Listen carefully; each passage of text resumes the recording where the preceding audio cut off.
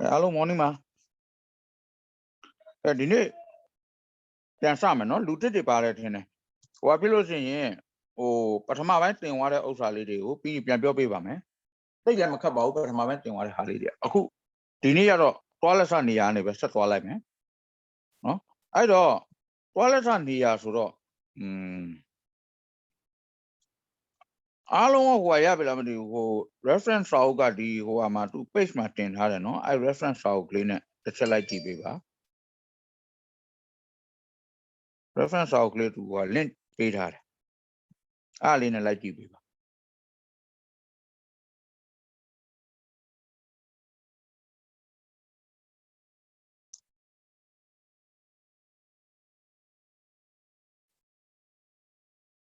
အဲ့တော့ပြီးခဲ့တဲ့အပတ်ကဟိုတက်ထားတဲ့လူတွေတစ်ချက်တော့ပြောပါအောင်ဆရာဟိုဘက်အတန်းရှိနေတော့လေဘယ်နားရောက်သွားပြီလဲတစ်ချက်တော့ပြောပြီ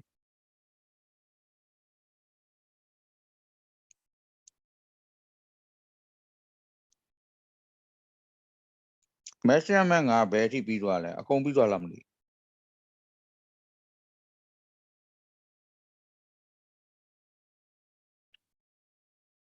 ဆရာပု္ပ္ပစာနံပါတ်6ပြီးသွားပါပြီဆရာပု္ပ္ပစာနံပါတ်6ပြီးသွားတယ်ဆိုတော့ခဏလေးနော်6ပြီးသွားတယ်ဆိုတော့အောက်က end of chapter question ရောက်သွားပြီပေါ့ end of chapter question ဆိုတာကိုရောက်သွားပြီနော်အဲ့ဒါလောက်ရမယ်ပြီးရင်ဒီနေ့ describing motion ဆိုတာ speed တို့ velocity တို့အဲ့ဒီအကြောင်းတွေပြောမှာကဲအဲ့တော့ end of chapter question ကိုဆရာပြောရင်းနဲ့ဒီအခန်းမှာဘာတွေသင်သွားလဲဆိုတာအကုန်ပါသွားပါလိမ့်မယ်လူသစ်တွေလည်းအဲ့ဒါကိုလိုက်နားထောင်လိုက်ရပါပြီနော်အရင်မခက်ဘူးဟုတ်လားကဲကြည့်အောင် end of chapter question 1က 1.1 လို့ပေးထားတာပေါ့နော် number 1ပေါ့ an ice cube has the dimensions shown in figure 1.14 ice cube ဆိုတဲ့ရေခဲတုံးတစ်တုံးနော်ရေခဲတုံးတစ်တုံးအဲ့ရေခဲတုံးတစ်တုံးရဲ့ dimension တွေကိုပေးထားတယ် dimension ဆိုတာဘာလဲဆိုတော့မင်းတို့သိပြီးသားအလျားတို့အနှံတို့အမြင့်တို့ကို dimension လို့ခေါ်ပါတယ် length တို့ breadth သို့မဟုတ် width ပေါ့ပြီးတော့ height အဲ့သုံးခုကို dimension လို့ခေါ်ပါတယ်ပုံမှာပေးထားပြီးသားပါတဲ့ its mass is 340 gram သူ့ရဲ့ mass ကတိုင်းပြီးသားပါ340 gram ရှိပါတယ်ပထမဦးဆုံးပါရှာခိုင်းလဲဟုတ်တာ volume ရှာပေးပါလွယ်ပါတယ် cube void တို့ cube တို့ရဲ့ volume ကိုလိုချင်ရင်အလျားရဲ့အနံရဲ့အမြင့်ရဲ့သုံးခုမြှောက်လိုက်ရင်ရပါပြီအဲ့တော့ volume လိုချင်တဲ့အတွက် volume ကိုဘယ်လိုမြှောက်မလဲဆိုတော့အလျားက 8.0 အနံက 8.4 အမြင့်က 5.5 အဲ့သုံးခုကို multiply လုပ်ပေးလိုက်အလျားအနံအမြင့်သုံးခု multiply လုပ်ပေးလိုက်ရင် volume ထွက်သွားပါလိမ့်မယ်ကောင်းပြီအဲ့တော့ volume ရဖို့အတွက်ဟုတ်ပြီနော်ဆရာဒီမှာရေးပေးမယ်တစ်ချက်ကြည့်ပါ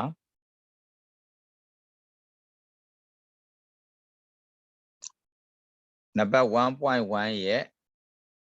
A အတွက်တွက်မှာပါ volume နော် length multiply by breadth multiply by height length က 8.0 ဒီကောင်က 8.4 5.5 သုံးခုမြောက်လိုက်ပါမြောက်တဲ့အခါ calculator သုံးပြီးမြောက်ဒီမှာကဒီဥစ္စာမှာအားလုံးက calculator ပေးသုံးပါတယ်ဟိုမှာလို့အမှားကြောင်းတွေမှာလို့လက်နဲ့အကုန်မြောက်ပေးစရာမလိုပါဘူးအားလုံး calculator သုံးခွင့်ရှိပါတယ်သုံးပါနော်8 into 8.4 into 5.5 369.6 အဖြေကနော်369.6ဒါလည်းစင်တီမီတာဒါလည်းစင်တီမီတာဒါလည်းစင်တီမီတာစင်တီမီတာ3ခါမြောက်တဲ့အတွက်စင်တီမီတာ cube လို့ရေးလိုက်ပါပြီးသွားပါပြီ volume ရဲ့ unit က cube area ရဲ့ unit က square ရိုးရိုး length တို့ဘာတို့ရဲ့ unit ကရိုးရိုးတစ်ထပ်ပဲစင်တီမီတာစင်တီမီတာစင်တီမီတာ3ခါမြောက်ရင်စင်တီမီတာ cube ဖြစ်ပါတယ်ကောင်းပြီ volume ရသွားပြီ volume ရမှာ तू ကဘာမေးထားလဲဆိုတော့ density d ဘယ်လောက်လဲလို့မေးထားတယ်နော် density ဆိုလို့ရှိရင် density ရဲ့ပုံသင်နည်းကဘာလဲဆိုတော့အရင်တစ်ပတ်ကပြောတဲ့ထဲမှာပါပြီးသားပါဟိုမသိသေးတဲ့လူကပြန်မှတ်ထားပါဆရာဒီမှာအရှည်ကောက်ပါရေးပေးပါမယ်ပြီးရင်အတူကောက်လည်းရေးပေးမယ် density density တိတ်သီးစ is equal to mass ကို t volume နဲ့စားရတယ်နော်အဲ့အရာဝတ္ထုရဲ့ mass ကို t အဲ့ဒီအရာဝတ္ထုရဲ့ volume နဲ့စားရတယ်ကောင်းပြီ d is equal to mass by volume ဒါကအတူကောက်ဖြစ်ပါတယ်ဟုတ်ပြီနော်အပေါ်က gram နဲ့ပေးရင်အောက်ကဘာနဲ့ပေးမလဲ centimeter cube နဲ့ပေးမယ် gram per centimeter cube လို့ရပါလိမ့်မယ်ကောင်းပြီ equal to သူ့ရဲ့ mass ကပု္ပ္ပစာမှာပါပြီးသားပါဘယ်လောက်လို့ပေးထားလဲ340 gram လို့ပေးထားပြီးသားပါ volume ကအခုပဲတွက်ထားပါတယ်369.6 gram ကို centimeter cube နဲ့စားထားတဲ့အတွက် gram per cm cube လို့ရေးလို့ရပါတယ်အဲ့တော့340ကို369.6နဲ့စားလိုက်ပါ divide လုပ်ကြည့်ပါကိုယ်တိုင်လည်းလိုက်လုပ်ကြည့်ပါ340 divided by 369.6 equal 0.9199ဆိုပြီးရပါတယ်ဟုတ်ပြီနော်0.9199 2 decimal place လောက်ယူလိုက်ပြီပါ0.9199အဲ့ဒီမှာ gram per cm cube ကိုနောက်တစ်နည်းရေးပြပါမယ် gram per centimeter cube အောက်က divided by မှာပါရင်အောက်ကကောင်မှာဘာထည့်ပေးရလဲ minus ထည့်ပေးရတယ်အဲ့လိုရေးအပေါ်ကလိုပဲ divided by နဲ့ရေးတူတူပါပဲအဲ့နှစ်ခုလုံးတူတူပါပဲဘာနဲ့ရေးရပါတယ်ကြိုက်တာနဲ့ရေးပါအဲ့တော့ဆရာကဒီမှာ2 decimal place ဆိုပြီးဖြတ်လိုက်မှာ2 decimal place ဖြတ်တယ်ဆိုရင်နောက်ကကဏ္ဍက5နဲ့5 to 9ပေါ့9ကနေ9ထက်ကျော်လို့ရှိရင်ဒီရှေ့ကိုဘာပို့လို့ရလဲဆိုတော့1ပို့လို့ရပါတယ်အနည်းဆုံးယူတဲ့သဘောပါ0ကနေ4အထိပို့เสียမလိုပါဘူး5ကနေ9အထိကိုဆိုလို့ရှိရင်ကဏ္ဍဆိုလို့ရှိရင် digit ဖြစ်တယ်ဆိုလို့ရှိရင်ပို့ပေးလို့ရပါတယ်အဲ့ဒါကြောင့်မလို့ 0.92 gram per cm cube ပြီးသွားပါပြီဒါနံပါတ် 1.1 ရဲ့ A နဲ့ B ပါကူးလိုက်ပါကူးပြီးရင်ဆရာတို့တစ်ချက်လောက်အကြောင်းကြားပြီနော်ဘလူပြောတယောက်ပြောလိုက်ရတယ်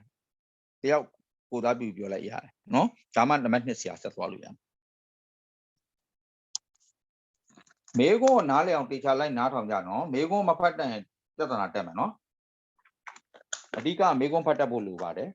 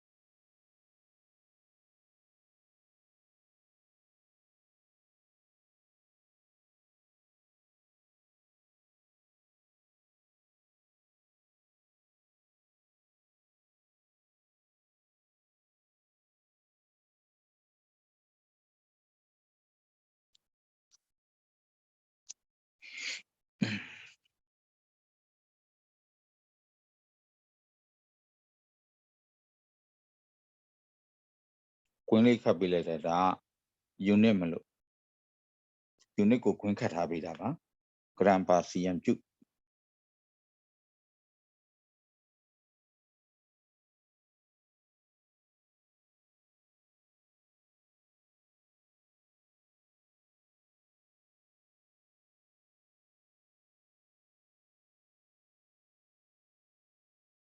ပြီးကြပြီလား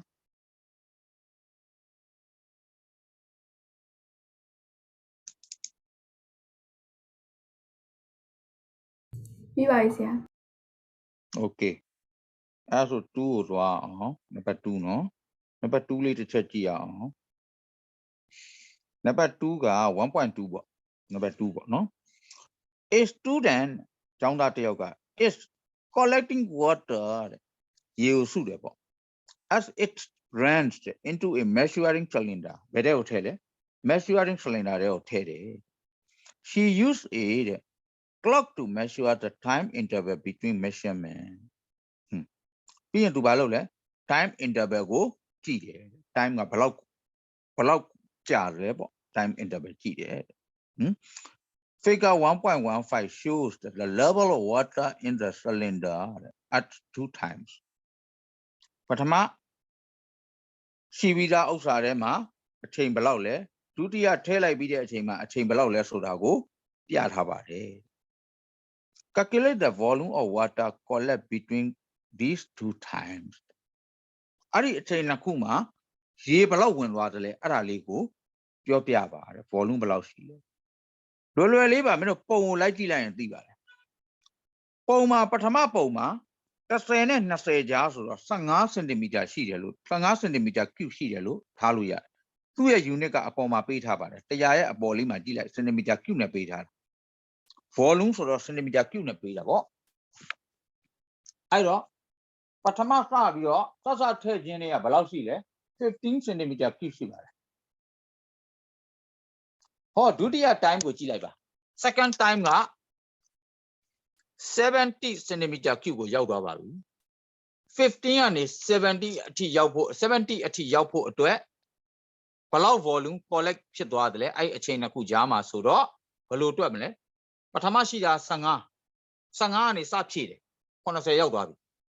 တော့80ရဲ့15ကိုနှုတ်လိုက်ပေါ့အဲ့ဒါဆိုရင်သူ collect ဖြစ်တဲ့ဒီ2 times အတွင်းမှာဖြစ်တဲ့ collect လုပ်ထားတဲ့ရေရဲ့ volume ကိုရမှာပေါ့ water ရဲ့ volume of water in 2 times collected between 2 times ဟုတ်လား volume of water collected between 2 times အဲ့ဒါမျိုးရေးခြင်းရသလိုမရေးခြင်းလည်း v is equal to လို့ရေးပြီးတော့အဖြေထုတ်ပေးလိုက်ရင်ရပါတယ်မခက်ပါဘူးအဲ့တော့အဲ့ဒါလေးကိုဆရာအခုပြောပြမယ်သူကဒီထဲမှာကပြန်ရှင်းပြเสียမလိုပါဘူးเนาะအဲ့တော့နံပါတ် 1.2 ရဲ့ A က volume of water collected in 2 times collected between 2 times ကိုလိုချင်ရင်80တဲက15ကိုနှုတ်လိုက်ပါဟုတ်ပြီเนาะ55 cm ကျူရပါလေအဲ့ဒါဒီအချိန်အတွင်းမှာလောင်းထည့်လိုက်တယ်15ကအရင်တည်းကရှိပြီးသားပါအဲ့15တဲ့ကိုထပ်ပြီးလောင်းထည့်လိုက်တယ်80ဖြစ်သွားတယ်အဲ့တော့ဘယ်လောက်စုမိလဲဆိုတော့55 cm ကျစုမိသွားပါတယ် collect ဖြစ်သွားပါတယ်เนาะဒီအချိန်အတွင်းမှာကဲနောက်တစ်ခုကြည့်ရအောင်နောက်တစ်ခု B ကဘာမေးတယ်လဲကြည့်မယ် B ကမေးတာကကြတော့ the time interval တဲ့ဟောအချိန်ရောဘယ်လောက်กว่าတယ်လဲတဲ့အဲ့ဒီ55 cm ကျရဖို့အတွက်အချိန်ဘယ်လောက်ကြာတယ်လဲဆိုတော့ပထမ time နဲ့ဒုတိယ time ကိုဘာလုပ်ပေးမလဲနှုတ်ပေးရမှာပေါ့ပထမ time ကဘယ်လောက်ပေးထားလဲဆိုတော့12 second မှာပေးထားတယ်တွေ့လားပထမအချိန်ကိုကြည့်လိုက်ပါ10ပြီးတော့17 12 second မှာဒုတိယ time က43 second ဖြစ်ပါတယ်ဟုတ်လားအဲ့တော့12ကနေ43ကိုဘယ်လောက်กว่าတယ်လဲသိချင်43တွေက12ကို minus လုပ်လိုက်ပေါ့ဒါပဲ different ဘယ်လောက်ရှိတယ်လဲရှာပေးလိုက်ပြီးပါတယ်ဒါကြောင့်မလို့အဲ့ဒါကကြတော့43 minus 12 second time နဲ့ first time ကိုနှုတ်ပေးလိုက်တာဖြစ်ပါတယ် time interval is equal to 43 minus 12 equal to เนาะ31 second ကြာပါတယ်ဟုတ်ပြီเนาะ time interval 31 second လွဲပါတယ်ဒီကောင်ကဒါ 1.2 ပါပု္ပ္ပစာကြီးကအရှည်ကြီးပါတွေ့ရတာလွယ်လွယ်လေးပါမခက်ပါဘူးเนาะနှစ်ခုကိုဘယ်လောက်กว่าတယ်လဲပဲမေးထားတဲ့သဘောပါအဲ့နံပါတ်3ဆက်ကြည့်အောင် A student is measuring the density of a liquid ဟုတ်လား student တယောက်က liquid density ကိုသူက measure လုပ်တယ်တိုင်းတယ် he places a measuring cylinder on a balance measuring cylinder ကိုဘယ်ပေါ်တင်လိုက်လဲချိန်ခွင်ပေါ်တင်လိုက်တယ် balance ပေါ်တင်တယ် and record its mass သူ့ရဲ့ mass ကိုတိုင်းလိုက်တယ်အရင်ဆုံး measuring cylinder ဆိုတာရေတွေဘာတွေဘာမှမပါသေးတယ် measuring cylinder ရဲ့ဘာကိုလဲ mass ကိုအရင်တိုင်းတယ် he then pour liquid into the cylinder and record the new reading on the balance ပြီးရင်ရေလောင်းထည့်လိုက်တယ်ပြီးရင်ရေနဲ့ cylinder နဲ့နှစ်ခုပေါင်းတဲ့ mass ကိုတစ်ခါထပ်တိုင်းတယ် he also record the volume of the liquid ပြီးရင် liquid volume ကိုလည်းထပ်တိုင်းတယ်အဲ့ liquid volume ကတိုင်းစရာမလိုပါဘူး तू ကဘာလဲ तू record လုပ်တယ်ဆိုတာမှတ်တယ်လို့ပြောတာပါ liquid volume ကကြတော့မင်းထည့်လိုက်တဲ့အရေကဘယ်ထဲကိုဝင်သွားမလဲဆိုတော့အဲ့ cylinder ထဲကိုဝင် cylinder မှာအမှတ်ကလေးရှိပါတယ်အဲ့အမှတ်ကလေးမှာဘယ်လောက် volume ထည့်တယ်လဲဆိုတာပေါ်ပါတယ်အဲ့ဒါကိုချိန်ခွင်ပေါ်တင်ပြီးတော့ချိန်ပါတယ်လို့ပြောတာပါအဲ့တော့ချိန်ခွင်ပေါ်တင်ချိန်တာငါတို့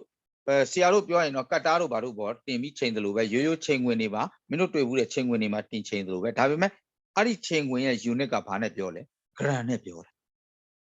gram နဲ့ပြနိုင်တဲ့ချိန်ခွင်ပေါ်တင်ပြီးချိန်ဟုတ်လားဆရာတို့ကတ်တားပေါ်တင်ပိတ်တာတို့ကီလိုဂရမ်တို့နဲ့ပြတာ तू ကတော့ gram နဲ့ပြနိုင်တဲ့ချိန်ခွင်အသေးစားအဲ့ဒီပေါ်မှာတင်ပြီးချိန်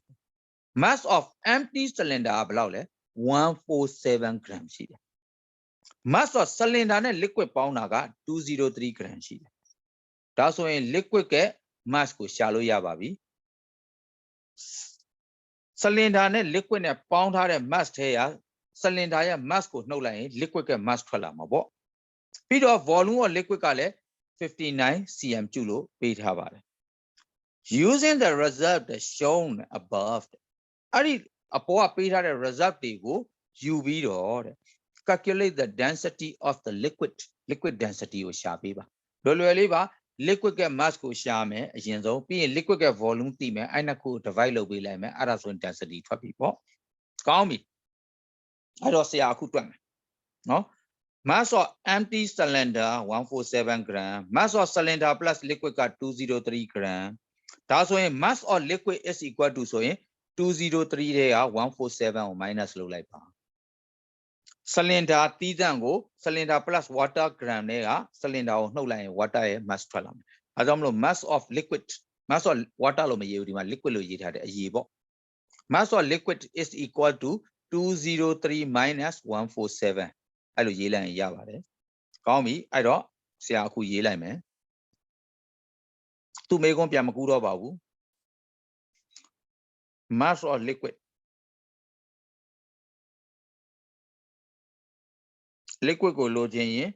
cylinder နဲ့ liquid နှစ်ခုပေါင်းက203ရှိပါတယ်အဲ့ဒီက cylinder တီးသန့်ရဲ့ gram က147ရှိပါတယ်နှစ်ခု minus လုပ်လိုက်ပါတယ်203 147ဒါကတော့ဒီတိုင်းတာနှုတ်လိုက်ပါတော့ဒါ6ဒါ5နော်အဲ့တော့56 gram ရပါတယ်အဲ့ဒါက liquid က mass ထွက်လာပါပြီ liquid volume ပေးထားပါတယ် volume of liquid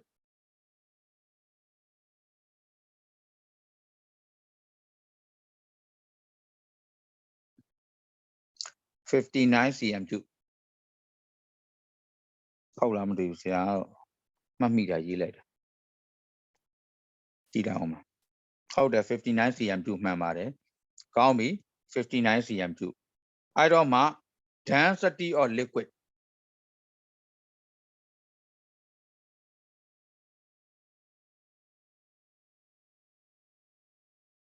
liquid density ကိုလိုချင် liquid က mass ကို liquid က volume နဲ့ divide လုပ်ပေးရပါမယ် mass by volume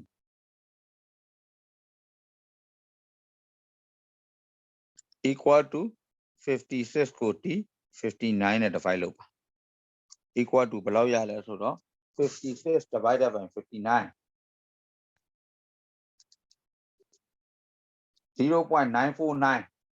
94915အဲ့လို9491လောက်ပဲယူလိုက်ပါနော်0.99491ဆိုရင်ဘယ်လောက်ရမလဲ0.2နေရာပဲဖြတ်ပါဒီကိုတစ်ပို့လို့ရပါတယ်ပို့လို့ရတဲ့အတွက်0.95လို့ယူလိုက်ပါ gram per cm3 ဖြစ်ပါတယ် gram per cm3 လို့ရေးလိုက်ရင်ရပါပြီဟုတ်ပြီနော်0.95 gram per cm3 ကဲ 1.2 နဲ့ 1.3 ကူးလိုက်ပါ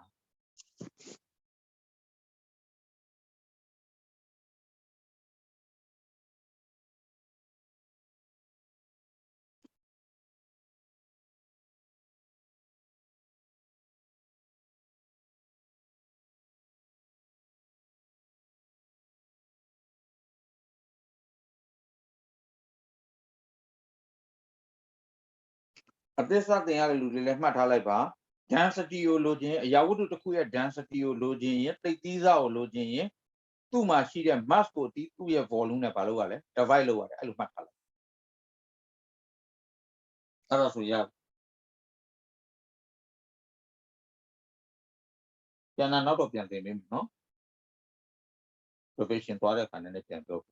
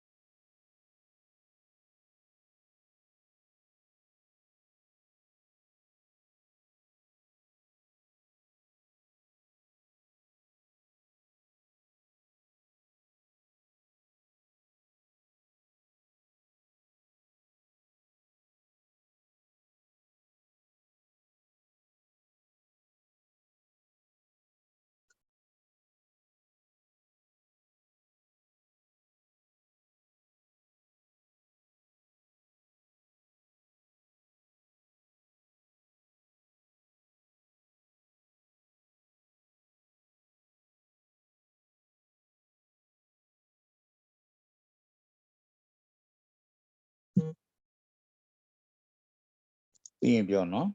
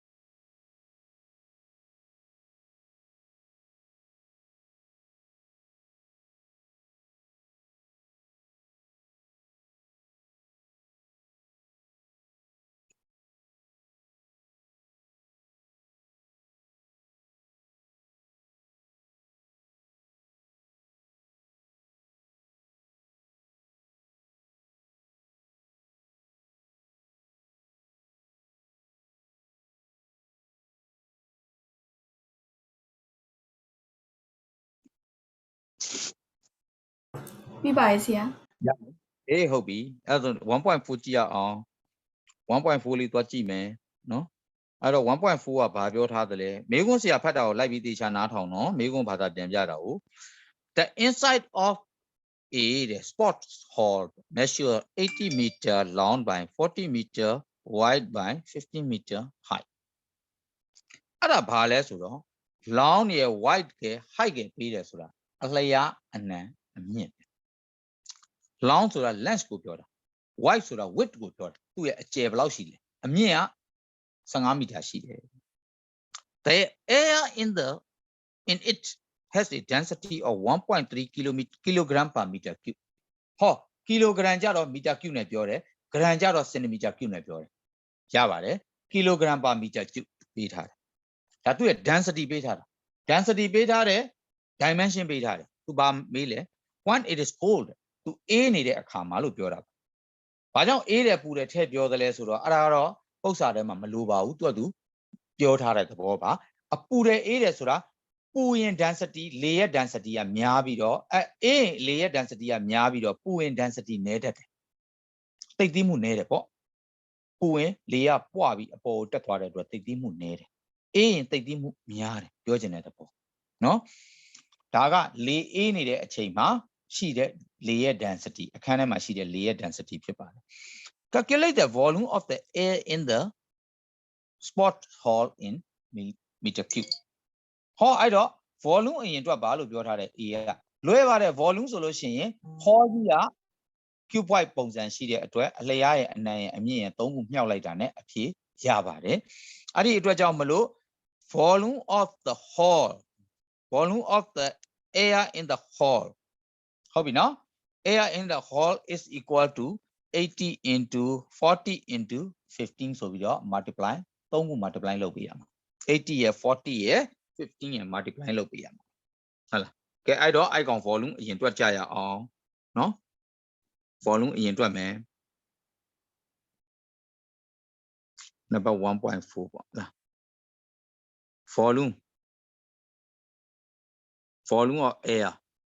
volume of air in the hall in sport hall လို့ရေးလဲရပါတယ် in the hall ရေးလဲရပါတယ် 80 ရယ် 40 ရယ် 15 ရယ်သုံးခု multiply လုပ်အောင်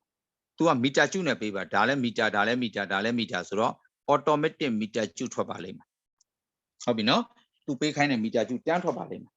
အဲ့တော့80 into 40 into 15 is equal to 48000 meter cube ဖြစ်ပါတယ် 48000 48,000လို့ထွက်တာပါ48,000ဆိုပြီးထွက်ပါတယ်4800ဆိုတာ48,000ပါဟုတ်ပြီနော်အဲ့တော့48,000 meter ကျုရှိပါတယ်အဲ့ဒါ A ပြီးသွားပါပြီ volume ရှာခိုင်းတာနော်ကဲ B ကဘာပြောထားလဲတော့ကြည့်ရအောင် B ပြောထားတာလေးကိုတစ်ချက်ကြည့်မယ် B က calculate the mass of the air state the equation you are using မင်းသုံးတဲ့ equation ကိုအရင်ရေးပြပါပြီးရင်အဲ့ mass ကိုတွက်ပေးပါပြောတယ် equation တစ်ခုမှာသင်္ချာဖြစ်ဖြစ် physics ဖြစ်ဖြစ် chemistry မှာဖြစ်ဖြစ်ကြိုက်တဲ့နေရာမှာသုံးပါ equation တစ်ခုမှာမတိကိန်း3လုံးပါရင်နှလုံးသိရင်ကျန်တဲ့တစ်လုံးရှာလို့ရပါတယ်မတိကိန်း4လုံးပါရင်3လုံးသိရင်ကျန်တဲ့တစ်လုံးရှာလို့ရပါတယ်ဟုတ်ပြီနော်မတိကိန်းဆိုတာဥမာ d equal to m by v အဲ့ဒါတွေကိုမတိကိန်းတွေလို့ခေါ်ပါတယ် variable number တွေပေါ့ variable unit တွေပေါ့အဲ့မတိကိန်းတွေ unit တွေကို d equal to m by v ဆိုလို့ရှိရင် m နဲ့ v နဲ့သိရင် d တွက်လို့ရတယ်လို့ d နဲ့ v နဲ့သိရင် m ပြန်တွက်လို့ရတယ် m နဲ့ d နဲ့သိရင်လည်း v ပြန်တွက်လို့ရပါတယ်ဘလို့တွက်လို့ရပါတယ် equation ဟိုဘက်ဒီဘက် change လုပ်ပြီးတော့ရှာလို့ရပါတယ်အဲ့တော့ equation တစ်ခုမှာအခုဒီမှာ density ရဲ့ mass ရဲ့ volume ရဲ့မှာဆရာတို့က volume သိတယ် density သိတယ် mass ကိုပြန်ရှာမယ်ရှာလို့ရပါတယ်အဲ့တော့ density ကဘယ်လောက်ပေးထားလဲဆိုတော့ 1.3 kg per meter cube တဲ့နော်နံပါတ် B density is equal to 1.3 kilogram per meter cube ဒီလိုပေးထားတယ်ဟုတ်ပြီနော်အဲ့တော့ तू ကဘာကိုရှာခိုင်းလဲ mass ကိုဘယ်လောက်လဲလို့ရှာခိုင်းတယ်အဲ့တော့ပုံသင်နည်းကိုပြန်ရေးပါ d equal to m by v mass ကို volume နဲ့စာ mass ကိုလိုချင်ရင် dv ကဒီဘက်ကစားထားတာဟိုဘက်ကိုတွားမြောက်လို့ရပါတယ် dv ဆိုပြီးရပါတယ် mass မှာအဲ့ဒါပုံသင်နည်းရေးပါဆိုတာအဲ့ဒါကိုရေးခိုင်းတာ mass ကိုလိုချင်ရင် density နဲ့ volume နဲ့ multiply လုပ်လိုက်ရင်ရပါတယ်လို့ပြောတာအဲ့တော့ mass ကိုလိုချင်တဲ့အတွက် density ကဘယ်လောက်လဲဆိုတော့ 1.3 sorry density က 1.3 ပေးထားပါတယ် into 48000ဒီလိုဖြစ်ပါတယ်ဟုတ်ပြီနော်အဲ့တော့ multiply လုပ်ရမယ်48000နဲ့ multiply by 1.3 equal to ဆိုရင်6ဟုတ်ပြီနော်62400ရပါတယ်ဟုတ်လား62400 62,400ရပါတယ်62,400 mass က gram တို့ kilogram တို့နဲ့ပေးရတာပါဒါကြောင့်မလို့ဒီမှာပေးထားတာ kilogram ဖြစ်တဲ့အတွက် kilogram နော် unit တွေရဲ့မြောက်ပုံမြောက်နည်းကိုပြောပြရမယ်ဆိုရင် density က kilogram per meter cube ဟိုကောင်ကမီတာကျုဒီမီတာကျုနဲ့ဒီမီတာကျုနဲ့ကြေသွားတဲ့အတွက် kilogram ကျန်ပါတယ် unit နဲ့ကြည့်ရင်လည်း kilogram ပဲထွက်ပါတယ်ဟုတ်ပြီနော် kilogram ပဲရေးရမှာပါ mass ကို kilogram နဲ့ရေးပါတယ်62400 kilogram ရပါတယ်ကဲအဲ့ဒါလေးကူးလိုက်ပါ 1.4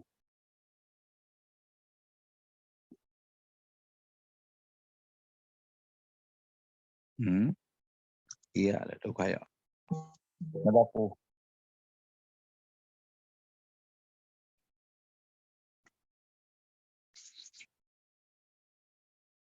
62400 kilogram ပြီးသွားပါပြီ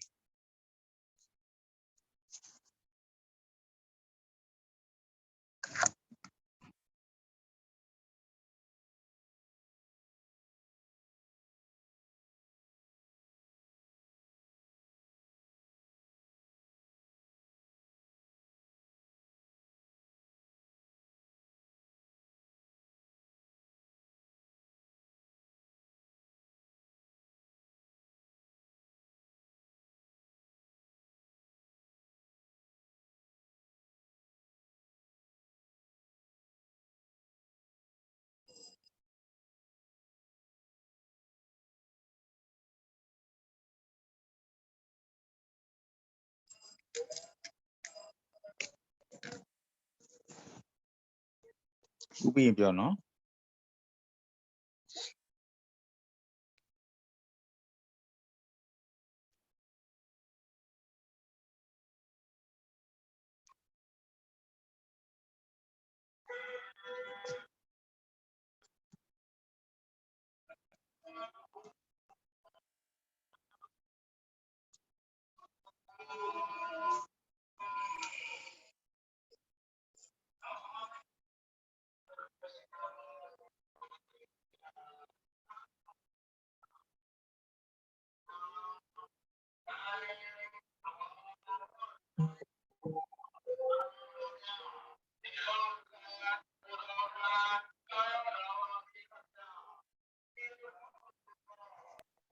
ပြီးပါပြီဆရာ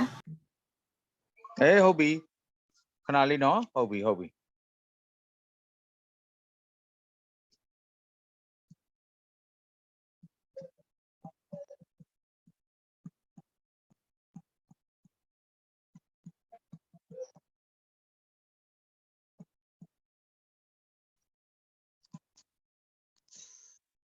ဲ့တော့ကြည့်ရအောင်နော်နောက်တစ်ခုသွားမယ်နောက်တစ်ခုကဘာလဲဆိုတော့စောက်ကိုပြန်1.6 1.5 နော် number 5 ပေါ့ a geologist needs to measure the density of an irregularly shaped pebble ကြောက်တုံးလေးခဲလုံးလေး pebble လေးတစ်လုံးဟုတ်လား ကြောက်ခဲလေးတစ်ခုအဲ့ဒါက irregular shape လို့ပြောတယ် irregular ဆိုတာအလျားအနံအမြင့်တိုင်းဖို့ခက်တဲ့ဟာဥပမာလမ်းမှာတွေ့တဲ့ကြောက်ခဲတို့ခဲလုံးတို့အဲ့ဒါရဲ့ volume ကိုပြောပါဆိုရင်မင်းတို့တိုင်းဖို့ခက်ပြီဘာဖြစ်လို့လဲအလျားတက်တက်အနံတက်တက်အမြင့်တက်တက်အတိအကျမရှိဘူးသူကလုံးလုံးကြီးလည်းဖြစ်ခြင်းဖြစ်မှာတစ်ဖက်ထွန်လည်းထွန်နေမယ်အတွန့်တက်ပြီးမညီမညာကြီးလည်းဖြစ်ရင်ဖြစ်နေမယ်အဲ့ဒါမျိုး volume ကိုတိုင်းတယ်နော်အခုဒီမှာတိုင်းတဲ့နီးတစ်ခါတည်းတိုင်းပါလိမ့်မယ်သူကdescribe the how နော်တိုင်းတဲ့နီးကိုတစ်ခါတည်းပြောမယ် how she can find its volume by method of displacement method displacement ဆိုတာဖယ်ထုတ်ခြင်း method နဲ့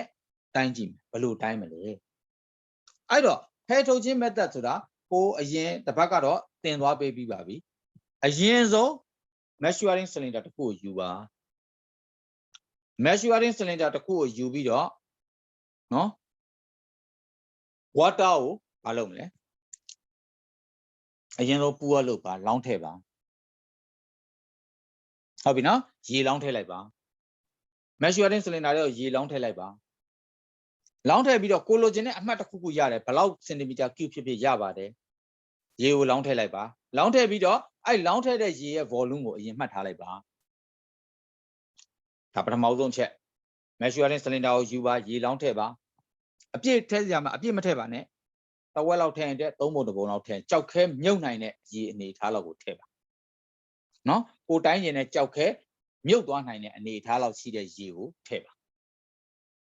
ကြောက်ခဲကိုအဲ့ရေထဲကိုထည့်မှာဟုတ်မြုပ်သွားအောင်ထည့်မှာဟုတ်အဲ့တော့မြုပ်နိုင်တဲ့အနေထားလောက်ရှိတဲ့ရေကိုထည့်ပါ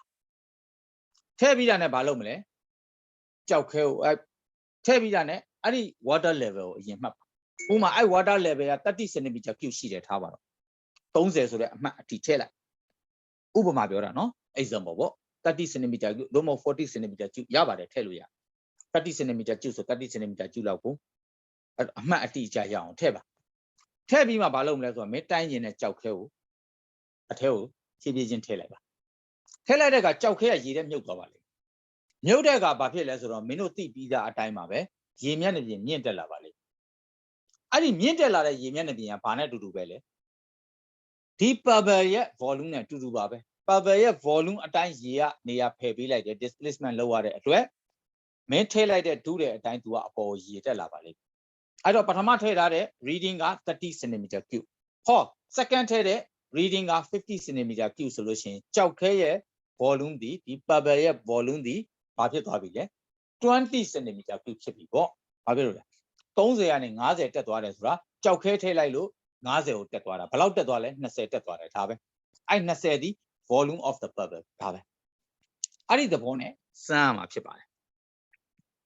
နော်အဲ့တော့ပထမဦးဆုံးအချက်ကဘာရေးရမလဲ measuring cylinder ကိုယူပါ measuring cylinder တစ်ခုအတွင်းကို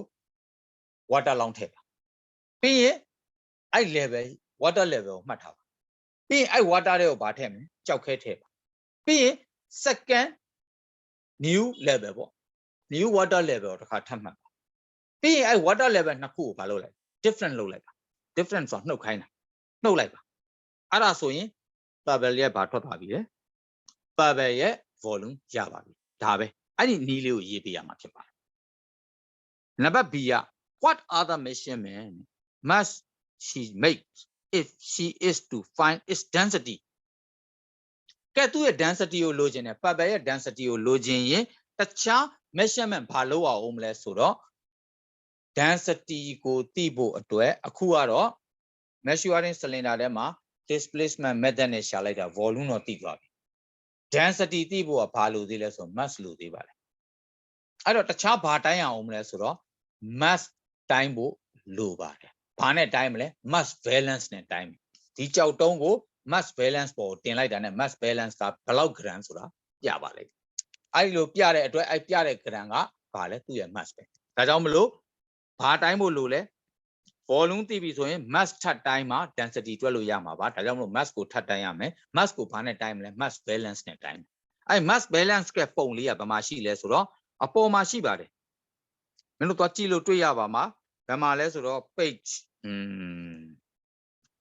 9ပေါ့ page 9နော်ဒါမှမဟုတ်ရင် PDF page ကတော့ဗာလဲ18ဖြစ်ပါတယ်ဒါပေမဲ့စာအုပ်ထဲက page ကတော့ page 9ဖြစ်ပါတယ်အဲ့ဒီမှာကြည့်လိုက်ရင် balance ပုံလေးတွေ့ပါလိမ့်မယ်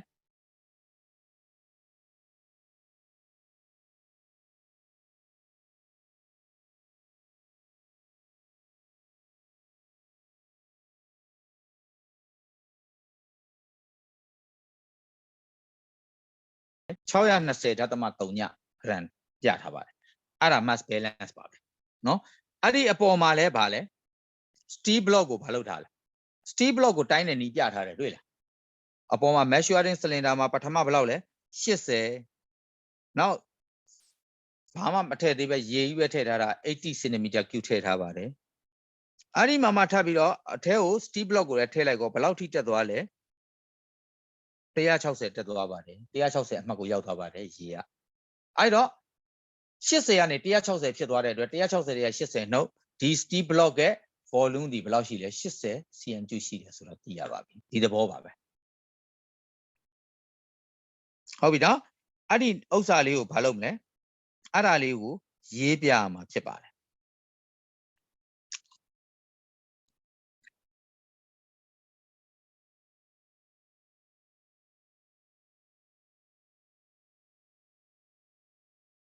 ကဲအဲ့တော့အဲ့ကောင်ရေးပြမယ်ဆရာရေးပေးမယ်နော်ဟုတ်လားဆရာပဲရေးပေးပါမယ်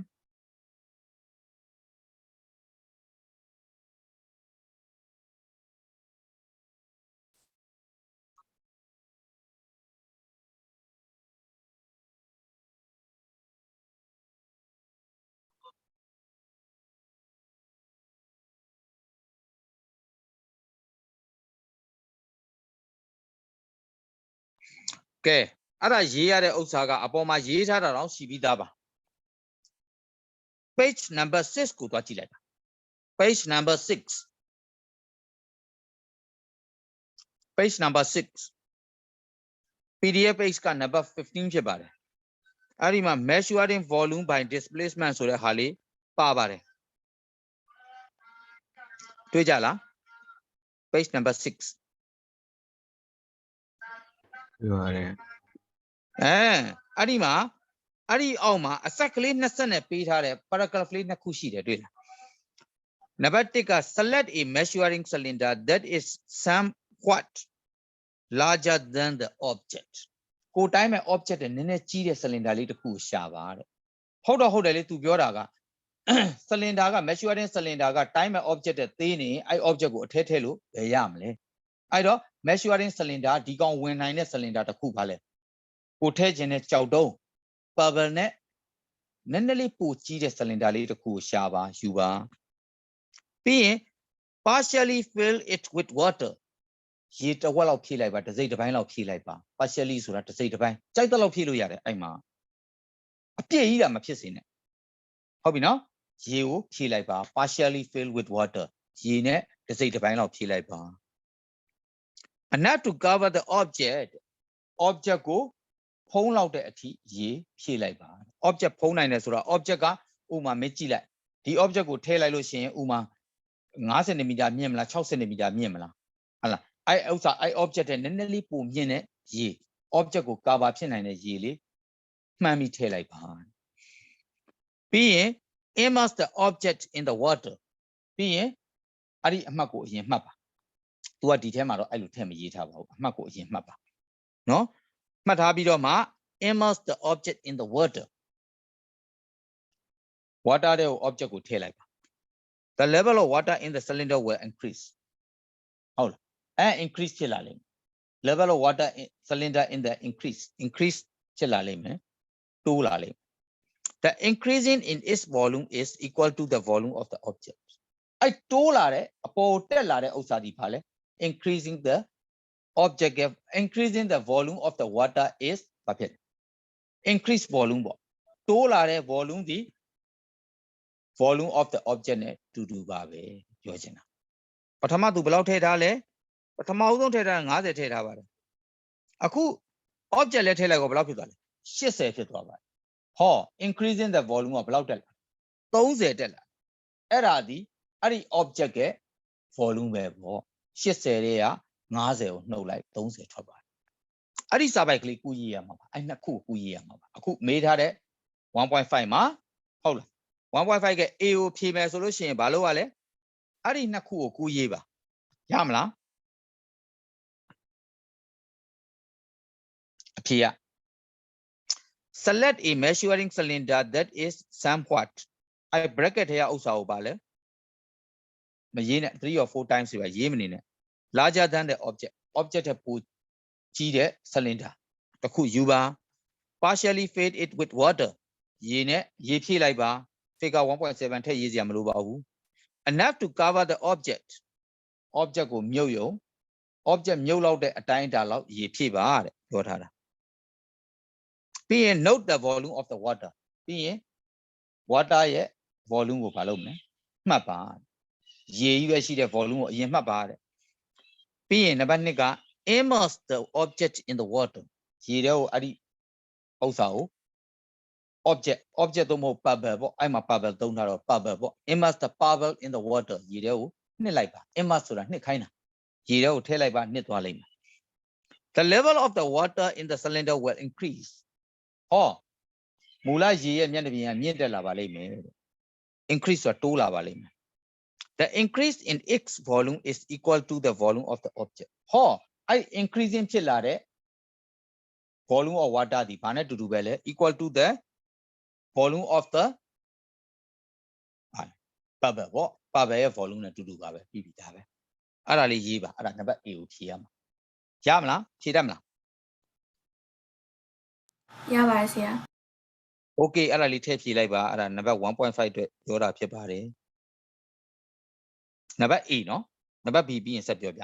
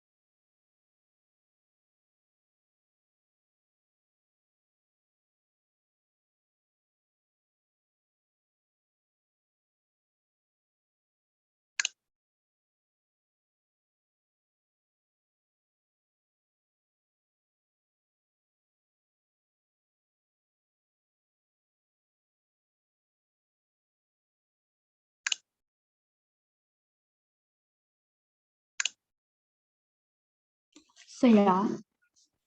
ဟုတ်ပြော volume ဆိုတာ pebble လို့ထည့်ရမှာလားဒါမှမဟုတ် ဟုတ်ပါ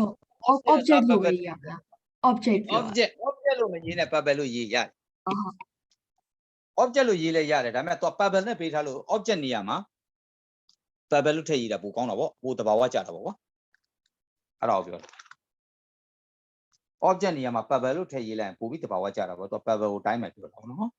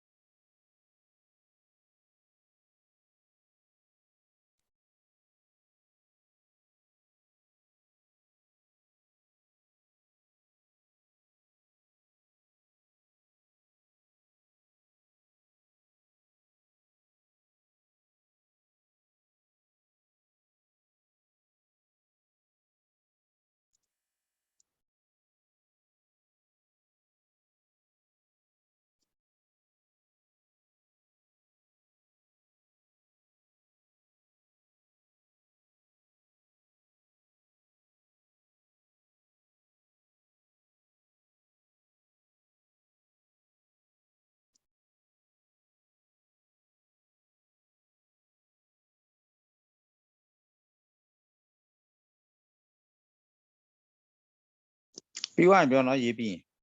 နံပါတ် B ဆက်သွားနော်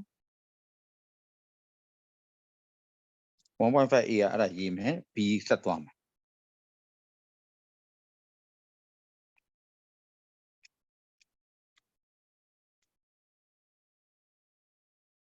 ဒါက၄မှတ်တောင်ပေးထားတယ်နော်သူကဘေးမှာအမှတ်ကလေးတစ်ပါတွေ့လား၄မှတ်ပေးထားတဲ့အတွက်အချက်တစ်ချက်ကိုအပေါ်ကတစ်ပိုက်ကို2မှတ်အောက်ကတစ်ပိုက်ကို2မှတ်အဲ့နည်းနဲ့ပေးတာပါ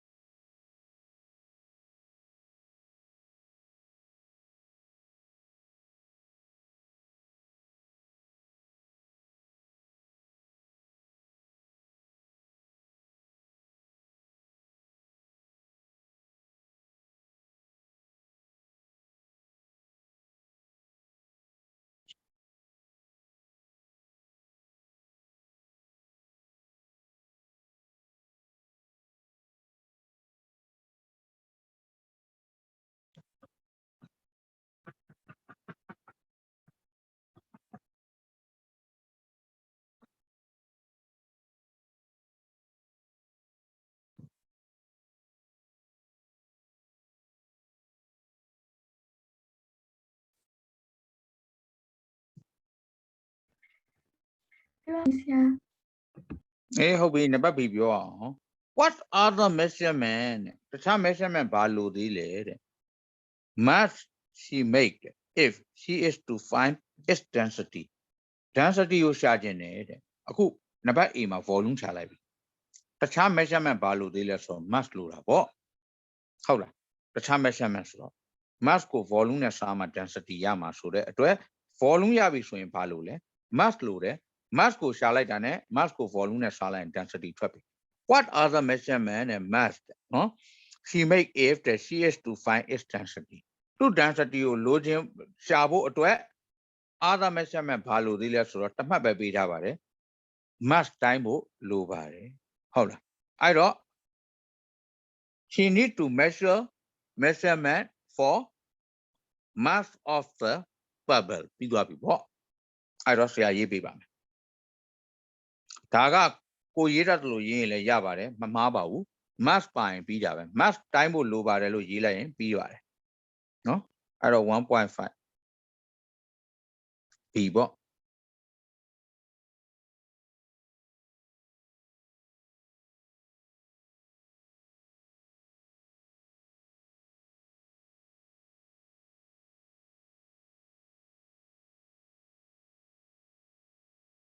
she need to find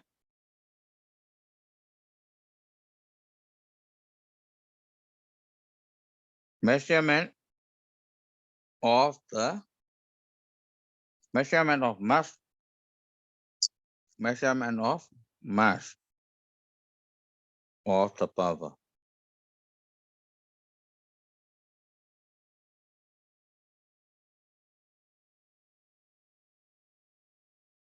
baby သူထပ်လို့တာရှာဖို့ထပ်လို့တာဒီ measurement of mass of the bubble mass ကအတိုင်းအတာလိုပါတယ်ဒါပဲ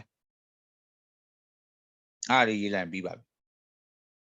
ဒါလေးကုပြီးရင် 1.6 သွားကြရအောင် 1.6 ကပုံစံနည်းနည်းလေးရှည်ပေမဲ့မခက်ပါဘူးလွယ်လေးပါ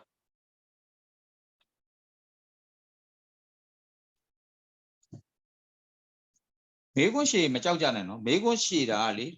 ဖတ်တက်လို့ရှိရင်လေတေးချာချာတစ်ခုချင်းကိုတေးတေးတက်လိုက်ပြီးတော့ဖတ်ပါအဲ့မေးခွန်းရှည်တာကဖတ်တက်ရင်လွယ်ပါမခက်ဘူးမေးခွန်းတိုးရင်တာဖတ်တာပါမေးခွန်းရှည်မကြောက်ပါနဲ့နော်တေးချာလိုက်ဖတ်ပါတချို့ကမေးခွန်းရှည်တော့ဖတ်ရင်နားလည်ပါမလားဆိုပြီးလန့်သွားတယ်မေးခွန်းကအကြီးပဲဟာမေးခွန်းတွေအများကြီးပဲအဲ့လိုဖြစ်ထင်တယ်မဟုတ်ဘူး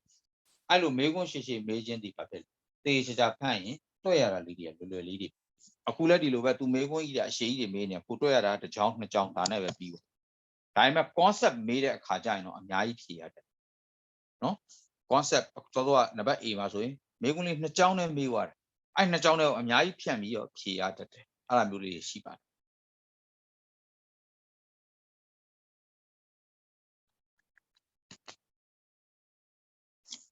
procedure ရေးခိုင်းတာတို့ explain လုပ်ခိုင်းတာတို့ဆိုနည်းနည်းလေးစာရှည်ရှည်လေးရေးပေးရတတ်ပါတယ်အဲ့ဒါကြောင့်ပါနော်အဲ့တော့သူ့ထဲကစာတွေဘယ်လိုစာစီတယ်လဲဘယ်လိုရေးတယ်လဲအဲ့ဒါလေးလည်းနမူနာယူပြီးတော့ရေးပါ simple sentence နဲ့ပဲသွားပါရှုပ်ရှုပ်ထွေးထွေးမရေးနဲ့ simple sentence နဲ့ပဲတတ်နိုင်တယ်လို့သွားပါရေးတိုင်းတော့ရေးပေါ့ပြဿနာမရှိဘူးနော်တတ်နိုင်တော့ရိုးရိုးရှင်းရှင်းနဲ့ simple sentence လေးတွေနဲ့ full stop တစ်ချောင်းချပြီးတော့ရေးသွားဘာလို့တင်တယ်ဘာဖြစ်မယ်ဘာဖြစ်မယ်ဒါမျိုးတွေရေးသွားတာပါဘာပြီးရင်ဘာလာမယ်ဒီလိုရေးသွားတဲ့သဘောပါနော်ကဲဒါလေးခုပြီးသွားပြီဆိုရင်နံပါတ် 1.6 ကြည့်အောင်နံပါတ် 6ကလေးဆရာတို့သွားကြည့်အောင်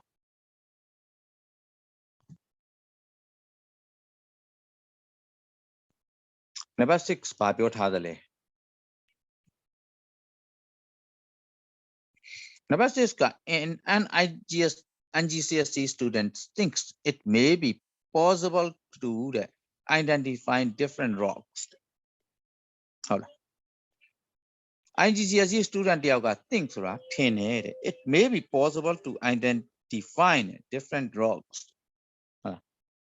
Rock identify no? Bana to the level. Possible to identify different rocks A, B, and C by measuring their densities. So their density you chi bhi do identify lo me bane bane ya 2 တယ် bane bane ya ma 2 ဘူး အရာဝတ္ထုတွေတစ်ခုနဲ့တစ်ခုရဲ့ density တွေကမတူကြပါဘူးဟုတ်ပြီနော်ရွှေရဲ့ density နဲ့ silver ရဲ့ density နဲ့မတူသလို water ရဲ့ density နဲ့ other liquids oil တို့ဘာတို့ရဲ့ density ကတူမှာမဟုတ်ပါဘူးဒါပေမဲ့ water ချင်းကြပါဖြစ်လေတူပါတယ် density က fresh water ချင်းတူသလို salt water ချင်းပါဝင်တဲ့ salt အနေထားပေါ်မူတည်ပြီးတော့တူပါတယ် gold နဲ့ density နဲ့နောက်တစ်ခုရဲ့ density ကနောက် gold တစ်ခုရဲ့ density ကလည်းတူပါပဲအဲ့တော့ density ကိုကြည့်လိုက်တာနဲ့ဒါသည်ရွှေဟုတ်မဟုတ်ဒီပစ္စည်းတွေငွေဟုတ်မဟုတ်စမ်းသက်လို့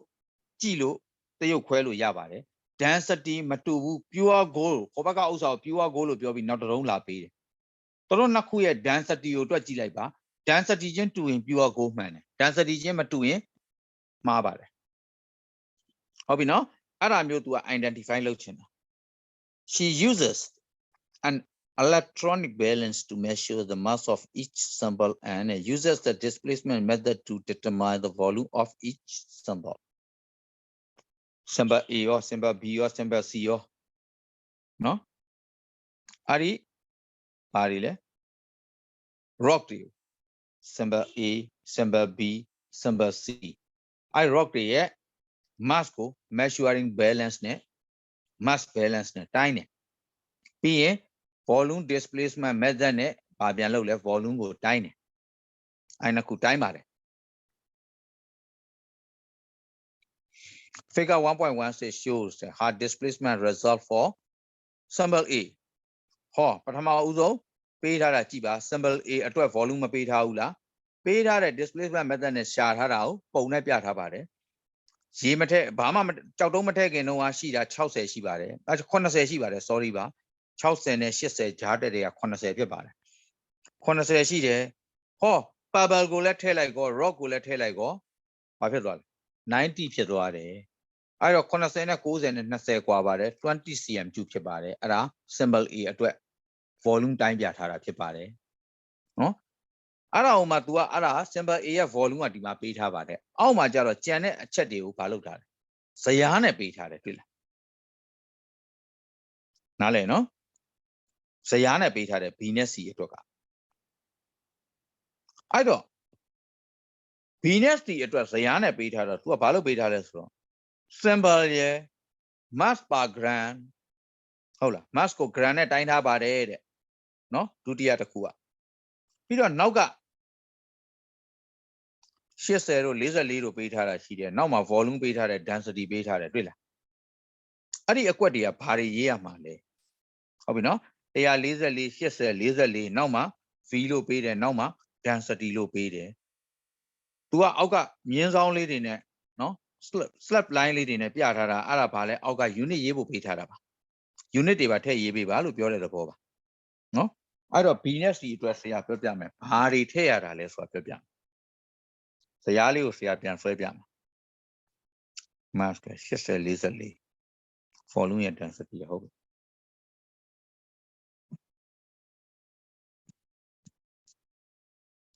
သူပေးထားတဲ့ဇယားအရာ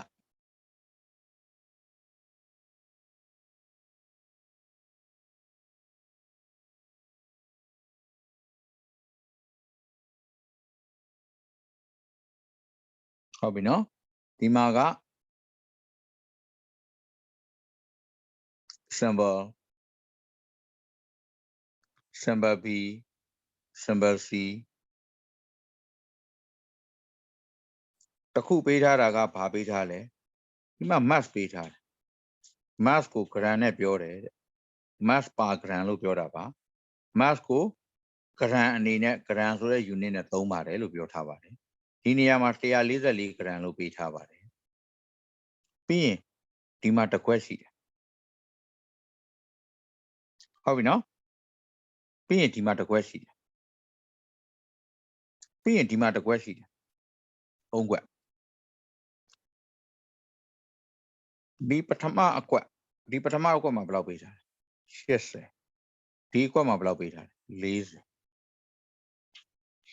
အဲ့ဒါလွဲပါတယ်ဒါက V2 ဖြစ်ပါတယ်ဘာနဲ့တိုင်းလဲ CM2 နဲ့တိုင်းပါဒါက V1 ဖြစ်ပါတယ်ဒါလည်း CM2 နဲ့ပဲတိုင်းရမှာ အဲ့တော့မှ v ကိုလိုချင်ရင်ဒီနှစ်ခုနှုတ်လိုက်ပါ40ထွက်လာတယ်သူလဲ cm ပြုတ်ပဲဖြစ်ပါတယ်ဟုတ်ပြီနော်144က mass ကိုပေးတာပါ v2 v1 ကဘာကိုပြောတာလဲဆိုတော့များတဲ့ကောင် v2 ထားပါနည်းတဲ့ကောင် v1 ထားပါ v2 ဆိုတာရေနဲ့ rock နဲ့နှစ်ခုပေါင်းထားတာ v1 ဆိုတာ water only ဖြစ်ပါတယ်နော်အဲ့တော့ water only ကို v1 ထားပြီးတော့ရေနဲ့ rock နဲ့ပေါင်းသွားတာကို pebble နဲ့ပေါင်းသွားတာကို v2 ထားလိုက်ရင်ရပါတယ် v2 တွေက v1 ကိုနှုတ်ရင် pebble ရဲ့ volume ထွက်လာပါပြီ volume of pebble v centimeter cube 40 ထွက်သွားပြီအဲ့ဒီလိုရေးပေးရတာပါဆရာပြောနားလည်လားမသိဘူး sorry နော်40မဟုတ်44အေးရေးတဲ့ကဏ္ဍမှားသွားတယ်ဟေး44မဟုတ်ဘူးဆရာလည်းရမ်းပြီးတီးလိုက်တာဒါ44တဲ့ပေးထားတာအဲ့44ဆိုဒီဘက်ကဘယ်လောက်ပဲဖြစ်တော့နှစ်ခုနှုတ်လိုက်တော့36ပဲကျန်တော့မှာနောက်ဆုံးမှာ density ကိုကြတော့ဘာနဲ့ပြောလဲဆိုတော့ gram per cm ပြုနဲ့ပြောမှာပေါ့ density ကြတော့ unit က gram ကို cm ပြုနဲ့စားတာဖြစ်တဲ့အတွက် gram per cm ပြုဆိုတဲ့ unit သုံးပါတယ်ကောင်းပြီအဲ့ဒါကြတော့ဘာလုပ်ရမလဲ144ကို t ဘာနဲ့ divide လုပ်သူ့ရဲ့ volume ဖြစ်တဲ့36နဲ့ divide လုပ်ရတဲ့အဖြေကိုဒါတို့သမီးတို့ဒီဘက်မှာရေး2 decimal place လောက်ရေးပါအဲ့လိုပဲ c ကလည်းဘာပေးထားလဲ c ပြန်သွားကြည့်လိုက်အောင်မယ် c ပေးထားတာက166 124 81ပထမဆုံးပေးထားတာ166ဒါက124ဒါက81ကောင်းပြီဒီ v ကိုလိုချင်ရင်124တွေက81ကိုနှုတ်ပါ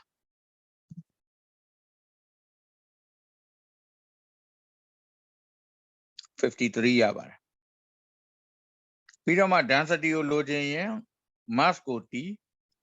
သူ့ရဲ့ volume နဲ့စားပါ166 divided by 53အဲ့ဒါလဲကိုယ့်ဘာသာကိုတွက်လိုက်ပြီးတော့ရတဲ့အဖြေလေးဒီမှာရေးလိုက်ပါပြီးသွားပြီကဲအဲ့ဇာတ်လေးလုပ်လိုက်ပါအောင်အဲ့ဒါနံပါတ် A ဖြစ်ပါတယ်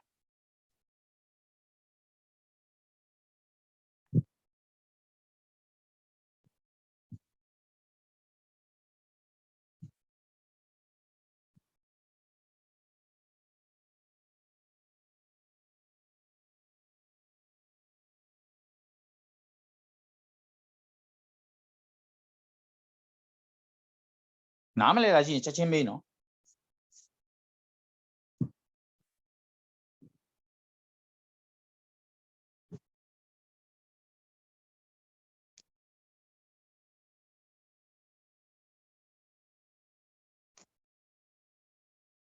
မေးရတာဘာမှမရှင်းနဲ့တယောက်လည်းမြင်ရတာမဟုတ်ဘူးဘလူမေးမှန်းလဲတုံတောင်မသိလောက်ဘူးမေးတာမေးနော်ထဲမှာလူတွေကအများကြီးသူလိုက်မကြည့်နိုင်ဘူးဘလူကမေးနေတာလဲဘာလဲကြည့်နိုင်ဘူးအကောကိုမေးရရှိရမေးလိုက်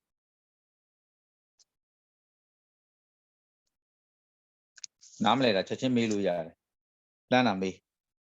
ဒါတွေနားလဲမှသမီးတို့သားလို့ဆရာမေးခွန်းထုတ်တဲ့အခါကြလို့ရှိရင်ဒါတွေကိုထည့်ပြီးထုတ်မှာဖြစ်ပါတယ်အဲကြလို့ရှိရင်ကိုကလိုက်ဖြေတဲ့အခါနားလဲထားမှဖြေလို့ရမှာဒါကြောင့်မလို့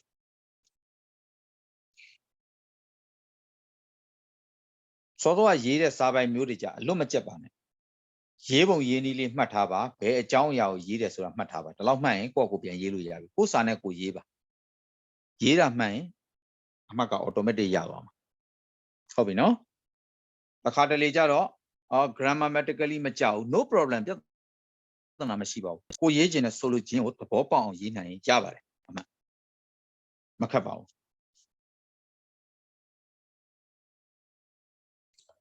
ဆရာပြောအလဲကဟာတွေကdensity ကိုတွက်ထားရဟာတွေလားအလဲက box တွေကအလဲက box ကနောက်ဆုံး box က density ကိုတွက်တာသမီးဟိုမှာရေးထားတယ် d ရှာရေးထားတွေ့လားဟုတ်အဲ့ဆိုအလဲကဟာတွေကပါအလဲကဟာတွေကသမီး volume နေလေဒီရှေ့ဆုံးကဒါ mass လေဒီရှေ့ဆုံးကဘာလဲ mass ရှေ့ဆုံးကဟာဘာလဲခုနကပြောလေ mass ကိုပြောတာလို့ပြောထားတယ်ဒီမှာ gram နဲ့ပေးထားတယ် mass ဒီမှာ m လို့ရေးထားတာအဲ့ဒါ mass ပဲ ဒီကောင်ကဘာလဲ water plus rock volume v လို့ပေးထားတဲ့ volume ဒီကောင်ကဘာလဲ water volume ဟုတ်လား ဟုတ် water နဲ့ rock နဲ့ပေါင်းထားတဲ့ volume တွေက water volume ကိုနှုတ်ရင်ဘာထွက်လာမလဲ rock ရဲ့ volume မထွက်လာဘူးလား အော်ဟုတ် ဟုတ်လားပြီးတော့မှ density ဆိုပြီး d ကိုမပေးထားဘူးလားဒီမှာ d ဆိုတာ density တွေ့လား ဟုတ်ရပြီဆရာ density ကိုလိုချင်ရင်ဘာလုပ်မလဲသူ့ရဲ့ mass ဆိုတဲ့ရှေ့ဆုံးအကောင်ကိုဒီနောက်ဆုံးက rocket volume နဲ့ဘာလုပ်လိုက်လဲ rocket mass ကို rocket volume နဲ့ divide လုပ်ပေးလိုက်တယ်ရတဲ့အဖြေထွက်လာမှာဒါပဲသဘောပေါက်သွားလား ဟုတ် v2 v1 ဆိုတာဘာလို့ခွဲပေးတာလဲဒီ v နှစ်ခုကမတူလို့ water plus rock ကို v2 လို့ထားပြီးတော့ water volume ကို v1 လို့ထားတယ်နှုတ်လိုက်တော့ rock volume ထွက်တယ်နောက်မှရေးထားတယ်ရိုးရိုး v ပဲတွေ့လားဒါပဲเนาะ okay ယူလိုက်ပါပြီးရင်144ကို36နဲ့စားတာဘယ်လောက်ရလဲ 4 ပါ လေးရပါတယ် ဘယ်လောက်ရလဲ4ပထမတစ်ခုက b အတွက်ကဘာရလဲ density က4 gram per cm ပြဟုတ်လားဒါပြီးသွားပြီ166ကို53နဲ့စားကြည့်ပါ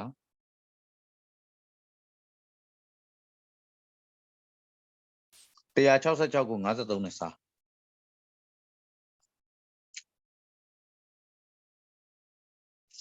166ကို53နဲ့ divide လုပ် point ထွက်မယ်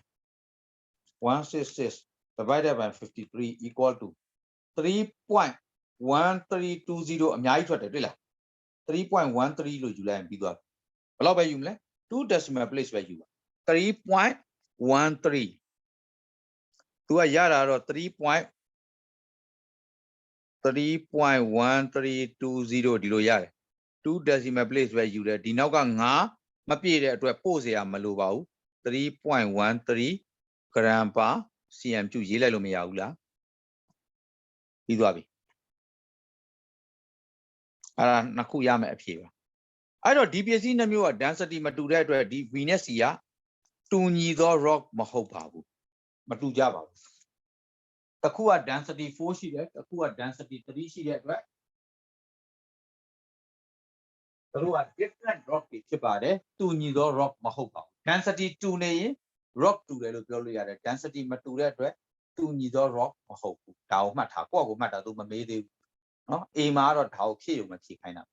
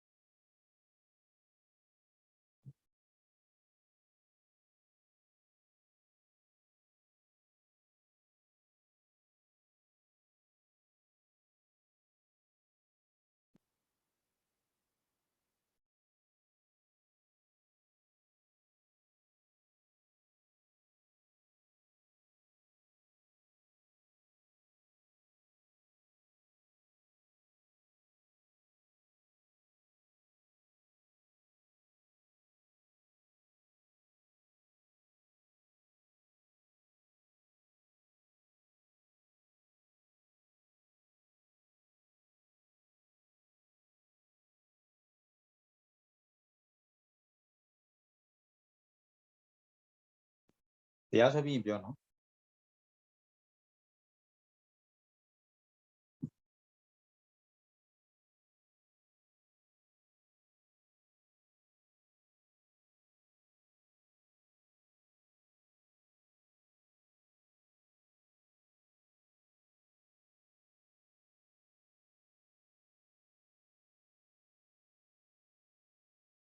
နော်ကိုယ်တိုင်လည်းအိမ်မှာစမ်းကြည့်လို့ရတယ်နော်ရေကွက်ကလေးတစ်ခွက်တည်းကိုရေတစ်ဝက်လောက်ထည့်ပြီးရင်အဲ့ရေထက်နည်းနည်းသေးတဲ့ကြောက်ခဲတုံးတစ်လုံးဖြစ်ဖြစ်ပစ္စည်းတစ်ခုဖြစ်ဖြစ်ရေပေါ်မှာဘောလုံးပေါ်တာမဟုတ်ဘဲနဲ့ရေထဲကိုမြုပ်မဲ့ဟာတစ်ခုကိုထည့်ကြည့်ရေမျက်နှာပြင်မြင့်တက်လာတာတွေ့လိမ့်မယ်အဲ့ဒီမြင့်တက်လာတဲ့ရေမျက်နှာပြင် increasing the water ဒီဘာနဲ့တူတူပဲလဲ volume of the main ထည့်လိုက်တဲ့ object နဲ့တူတူပဲအဲ့ဒါမှတ်ထားလိုက်ပြီးရ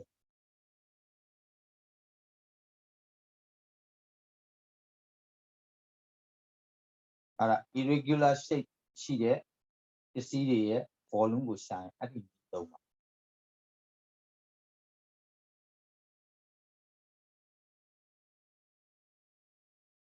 အခုအသစ်ဝင်လာတဲ့လူတွေလည်းအခုဒါကိုဒီမေးခွန်းတွေဖြေတာကိုသေချာရှင်းပြတာကိုနားလည်တယ်ဆိုလို့ရှိရင်အပေါ်ကဟာတွေတော်တော်များများကိုသိသွားပြီ။အော်သူဘာတွေပြောထားလဲ။မင်းတို့ပြန်သင်ပေးစရာလိုတာကဘာလဲဆိုတော့ measuring လုပ်တဲ့ဥစ္စာဘာလဲ measure လုပ်တဲ့ vernier clipper တို့ဘာတို့ညာတို့အဲ့ဒီကောင်တွေကြည်နီးရှုနီးတွေပြန်သင်ပေးဖို့လိုပါတယ်။အဲ့ဒါလေးတွေပြန်သင်ပေးမယ်နော်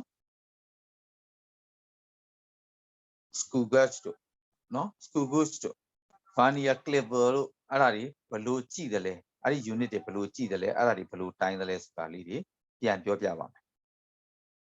revision သွားပြီနော်အဲ့ဒါဆိုရအောင်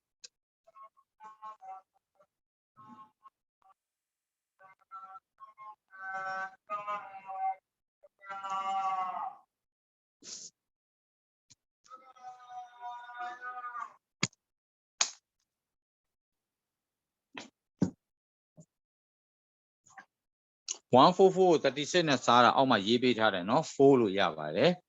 166ကို53နဲ့ divide လုပ်တာ 3.12 လို့ရပါတယ်အဲ့ဒါလေးထည့်ရေးလိုက်ပြီးသွားပါ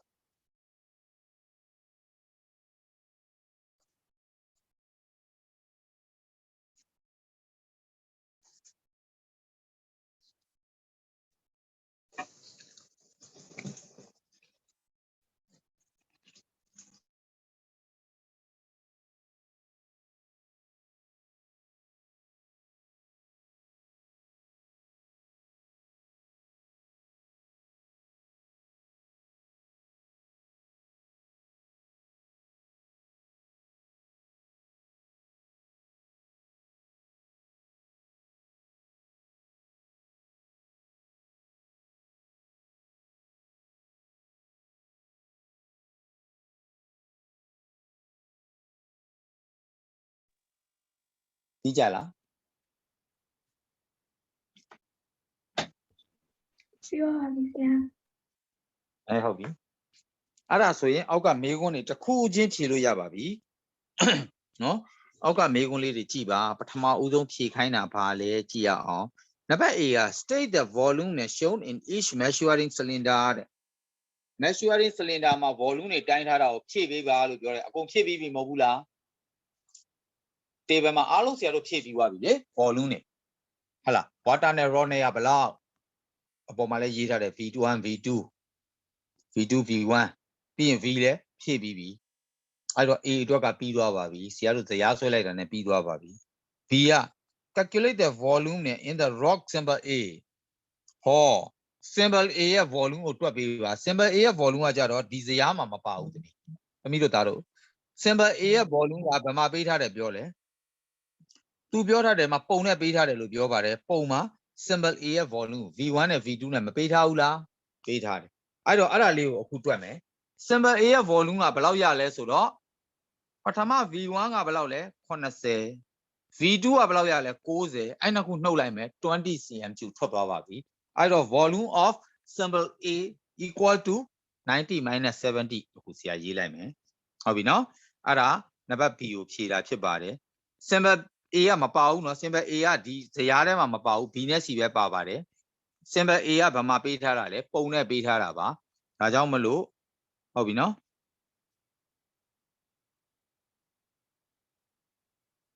နံပါတ် B volume of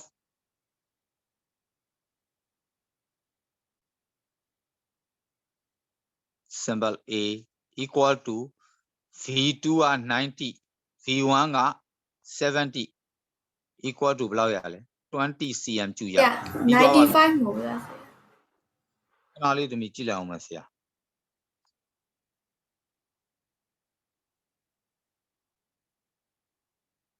तूက all ဟုတ်တာပဲ95กว่า90မဟုတ်ဘူးပုံချက်ကြည့်လိုက်မှာဟုတ်တယ်95တမီနော်ဟိုကောင်80ဟုတ်တယ်95 sorry ပါဆရာ80နဲ့ပဲကြည့်နေတာ85ဘယ်လောက်လဲ95ဖြစ်ပါတယ်90နည်းနည်းလေးကြော်တယ်ဒီကောင်80ဒီကောင်95 90ကိုတဝက်ကြော်နေလို့နော်90နဲ့100ကြားရောက်နေလို့အဲ့တော့သူတို့နှစ်ခုကိုနှုတ်လိုက်ရင်25ရဟုတ်ပြီနံပါတ် C 95နော်95တွေက70ကိုနှုတ်လိုက်တာ25ရပါတယ်ကောင်းပြီနောက်တစ်ခုမျက်စိကလည်းမွဲတယ်အဲ့လိုဒီတိုင်းကြည့်လိုက်တော့ပုံသေးသေးလေးဆိုတော့အဲ့မှာရမ်းပြီးချရတာနံပါတ် C sample A တဲ့ has a mass of ဘယ်လောက်ရှိလဲ1 or 2 gram တဲ့ sample A ရဲ့ mass ကဘယ်လောက်ပေးထားလဲ1 or 2 gram calculate density သူ့ရဲ့ density ကိုတွက်ပေးပါတယ် calculate its density sample A ရဲ့ density ကိုတွက်ပေးပါ sample A ရဲ့ volume ကခုနကတွက်ပြီးပါပြီ25ရတယ်အခု mass က1 or 2လို့ပေးထားတယ်အဲ့နှစ်ခု divide လုပ်ပေးလိုက်ရင်ဘာထွက်လဲ density ထွက်ပြီပေါ့အဲ့တော့နံပါတ် C ကလည်းတွက်ရတာလွယ်လွယ်လေးပါအခုနံပါတ် C တွက်ပြပါမယ်ကြည့်ပါ mass of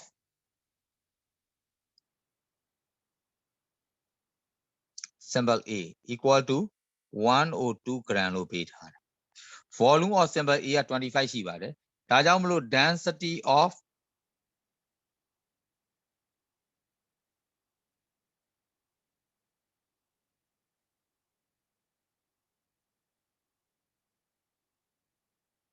sample A ကိုလိုချင် mass ကို T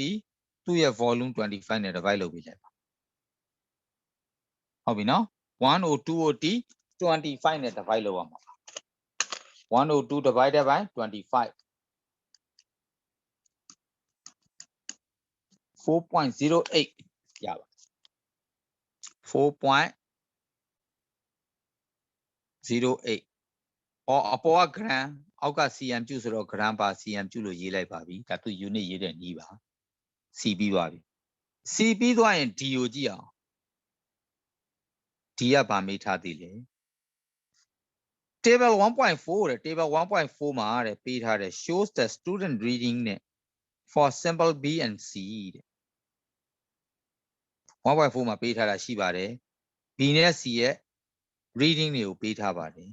copy and complete table by inserting the appropriate column heading and unit and calculating the density အပေါ်က heading တွေအကုန်ရေးပါ density ကိုတွက်ပေးပါဆရာတို့တွက်ပြီးသားပါအပေါ်ဆုံးမှာအကုန်လုပ်ပြီးသားဖြစ်ပါတယ်အဲ့ဒီ D ကအဖြေပါသွားပြန်ပြီသဘောပေါက်လားမသိဘူး D မှာအားလုံးအဖြေပါသွားပါပြီဟုတ်ပြီနော်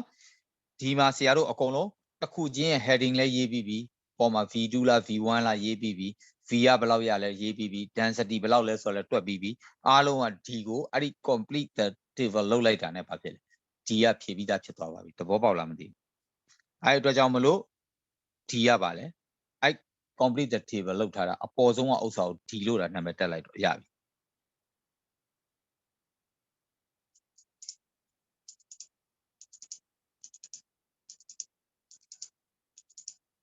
ဒါဆိုနံပါတ် A ကနေဦးကွာနံပါတ် A တစ်ချက်လောက်ဆရာပြန်ပြောပြမယ် state the volume shown in each measuring cylinder ဆိုတာဘာကိုပြောတာလဲနံပါတ် A က measuring cylinder ထဲမှာရှိတဲ့ volume တွေကိုဘာလုပ်ခိုင်းတာလဲ state လုပ်ခိုင်းတာအဲ့တော့ measuring cylinder ဆိုတော့အပေါ်မှာပေးထားတဲ့ measuring cylinder တွေကဥစ္စာကိုရေးခိုင်းတဲ့ဥစ္စာပါပဲအဲ့ဒါလေးပြန်ရေးပေးလိုက်ရင်ရပါတယ် A အတွက်ကဘာလဲV1 is equal to 70 V2 is equal to 95 B အတွက်ကဘယ်လောက်လဲ V1 is equal to 44 V2 is equal to 80 C ကကြတော့ V1 is equal to 71 V2 is equal to 124ဒီလိုရေးပေးလိုက်ပြီးပါတယ်ဟုတ်ပြီနော်အဲ့တော့ measuring cylinder ထဲမှာရှိတဲ့အတိုင်းအတာဆိုတော့ A ကိုဆရာပြန်ရေးပေးလိုက်ပါမယ် A ကကြတော့ဆရာဟိုမှာအပေါ်မှာဇယားဆွဲပြီးသားဆိုလို့မရေးချင်တော့လို့ပြင်လို့အမှန် A ကိုပြန်ရေးပေးလိုက်ပါ for A အတွက်က V1 is equal to 70 V2 is equal to 95 cm cube. Hala. 4B. B တော့ကကြတော့ V1 is equal to V1 ဘယ်လောက်ပေးထား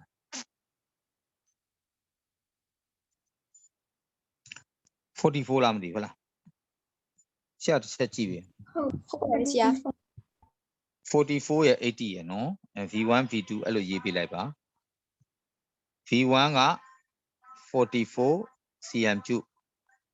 V2 က80 cm cube နောက်တစ်ခါ 4C C အတွက်ကကြတော့ V1 is equal to 71 cm cube V2 is equal to 144နဲ့တူတယ်မမှတ်မိရအောင် 124 cm2 124ရေးလိုက်ရင်ပြီးသွားပါပြီ124 cm cube အဲ့ဒါကပါလဲနံပါတ် A အတွက်ပါဟောဇယားအကုန်ဖြည့်ထားတာကိုဘာလို့တက်လိုက်မလဲနံပါတ် D လို့တာတက်လိုက်ပြီးသွားပြီအပေါ်ဆုံးမှာ D ဖြစ်သွားတာပေါ့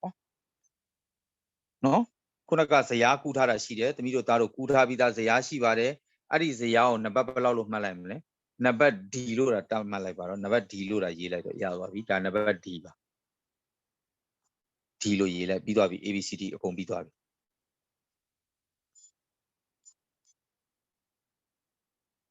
ကဲအဲ့ဒါလေးကူးလိုက်ပြီးပြီဒီနေ့ဒီမှာရက်ထားပေးမှာနော်ပြီးရင်ပြောစရာအောင်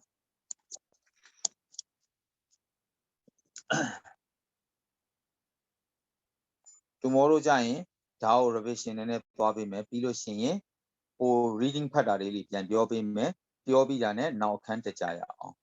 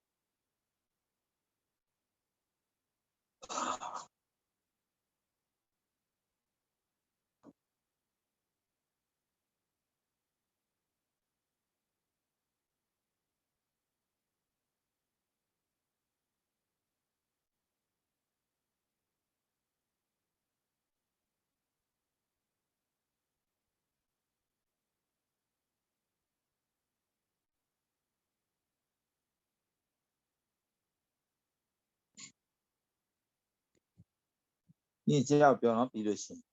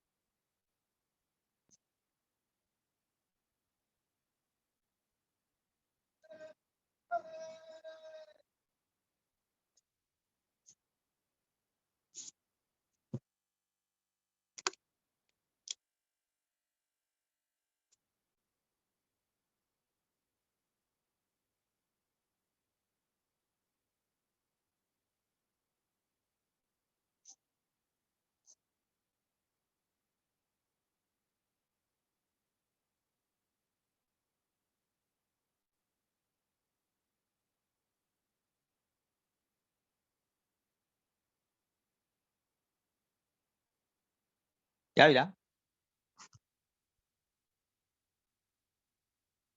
ပြီးတော့ရေးဆရာ Okay see you tomorrow เนาะဟုတ်ပြီအားလုံး bye bye เนาะမနေ့ကလည်းအဲ့လိုပဲလာခဲ့လဲကြเนาะမနေ့ကကြရင်ဒီအခန်းကိုနည်းနည်းလေး revision လုပ်ပေးမယ်ပြီးလို့ရှိရင်အခန်းအသစ်တက်ကြရအောင်ဟုတ်ပြီเนาะ Okay ဟုတ်ကဲ့ပါဆရာ bye bye